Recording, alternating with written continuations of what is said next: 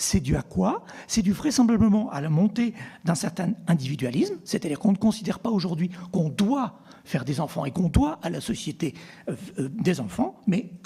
on a des enfants parce qu'on en a envie et parce que c'est aussi cohérent avec notre souhait de vie, aussi parce que le coût de l'éducation augmente et que du coup, voilà, comme l'exigence vis-à-vis de l'éducation d'enfants est plus forte et que son coût augmente, eh bien on hésite à avoir des enfants. Ensuite, parce que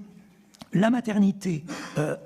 est contraignante pour la vie personnelle et professionnelle, notamment pour les femmes, c'est-à-dire avoir des enfants, ça coûte dans la carrière et ça coûte dans la vie professionnelle, parce qu'il faut à la fois on a une carrière plus difficile quand on est mère, et on a aussi une vie personnelle qui est,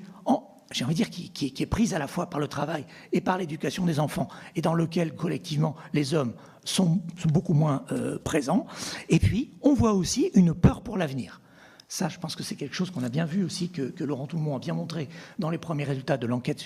sur les intentions de fécondité, c'est que les jeunes générations ont plus peur pour elles, c'est-à-dire peur d'un déséquilibre en défaveur de leur génération, enfin en défaveur de la jeunesse, ont une peur sur l'évolution de la démocratie, une peur sur l'évolution aussi écologique de la planète, et que ça